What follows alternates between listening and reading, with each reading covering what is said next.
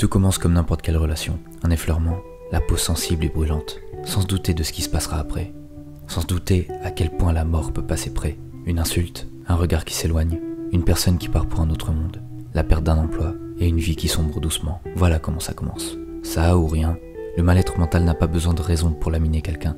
Puis les aiguilles qui transpercent l'esprit deviennent de plus en plus nombreuses et douloureuses. L'incompréhension est comme une arme braquée sur toi. Respirer devient presque impossible, même si tu as des personnes qui t'entourent et qui font des efforts pour que tu ailles mieux, pour te soutenir ou pour te faire rire.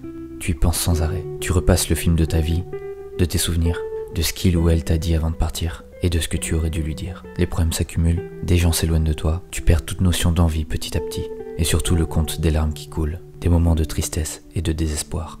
C'est dans ta tête, arrête un peu tes caprices. Ou alors rien, l'ignorance totale. C'est ce que tu entends à longueur de journée dès que tu parles un peu de ce qui t'arrive, si tu en trouves la force. La pression est de plus en plus forte. Le poids qui pèse sur tes épaules aussi. Comment continuer? Comment faire quoi que ce soit?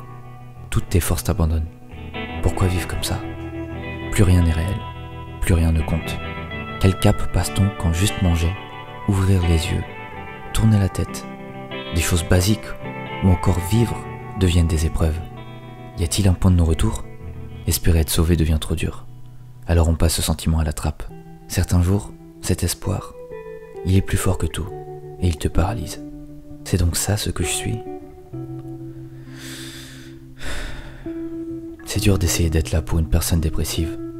On se sent inutile malgré tous nos efforts. On essaie de pas lâcher prise même si c'est dur.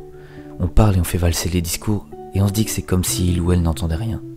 Alors on s'accroche à chaque parcelle de lueur qu'on voit dans ses yeux. Mais pour cette personne, c'est une culpabilité de ne pas pouvoir répondre à tes besoins de réaction, de résurrection. C'est comme nager au milieu de la mer, à contre-courant, vers une bouée qui s'éloigne de plus en plus. Est-ce que c'est bientôt la fin? Et vient un jour où une personne ou quelque chose te pousse réellement à faire un pas en avant. Tu te sens comme une personne qui réapprend à marcher. Un professionnel, une activité, un nouveau sentiment, une nouvelle passion te permet de rallumer une bougie à laquelle il reste des mètres de cire et de mèche. Tu commences à tâtonner et à toucher du doigt certaines paroles qu'on t'a dites. Tu ne te rends plus coupable de ne pas avoir réussi auparavant et tu commences à ressentir la fierté de réussir maintenant, après un certain temps.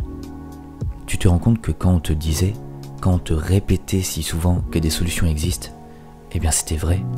La méprise de l'espoir devient une amitié. La maîtrise du désespoir devient ton meilleur progrès. N'oublie pas ce que moi je suis, comment j'arrive dans ta vie et comment tu peux me combattre. Je suis la dépression.